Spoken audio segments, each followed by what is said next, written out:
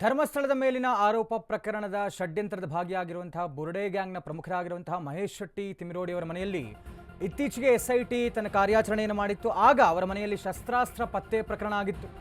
ಬಂಧನ ಭೀತಿಯಲ್ಲಿದ್ದಾರೆ ಮಹೇಶ್ ಶೆಟ್ಟಿ ತಿಮಿರೋಡಿ. ಯಾವಾಗ ಬೇಕಾದರೂ ಅರೆಸ್ಟ್ ಆಗಬಹುದು. ಹೀಗಾಗಿ ನಿರೀಕ್ಷಣಾ ಜಾಮೀನಿಗೆ ತಿಮಿರೋಡಿ ಪರ ವಕೀಲರು ಅರ್ಜಿ ಹಾಕಿದ್ದಾರೆ. ದಕ್ಷಿಣ ಕನ್ನಡ ಜಿಲ್ಲಾ ನ್ಯಾಯಾಲಯದಲ್ಲಿ ಅರ್ಜಿ ಸಲ್ಲಿಕೆ ಮಾಡಿದ್ದಾರೆ ತಿಮಿರೋಡಿ ಪರ ವಕೀಲರು. ಅರ್ಜಿ ಸಲ್ಲಿಸಿರುವಂತಹ ತಿಮಿರೋಡಿ ಪರ ವಕೀಲ ದಿನೇಶ್ ಹೆಗಡೆ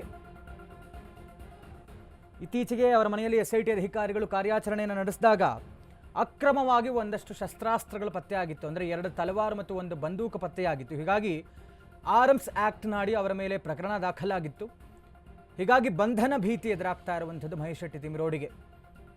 ಹೀಗಾಗಿ ಅವರು ನಿರೀಕ್ಷಣಾ ಜಾಮೀನಿಗೆ ಅವರ ಪರ ವಕೀಲರು ಅರ್ಜಿ ಅರ್ಜಿಯನ್ನು ಹಾಕಿದ್ದಾರೆ. ಯಾವಾಗ ಬೇಕಾದರೂ ಬಂಧನ ಆಗಬಹುದು ಅನ್ನುವಂಥ ಕಾರಣಕ್ಕೆ ಆಂಟಿಸಿಪೇಟರಿ ಬೇಲ್ಗೆ ಅರ್ಜಿಯನ್ನು ಹಾಕಿದ್ದಾರೆ ತಿಮಿರೋಡಿ ಪರ ವಕೀಲರು.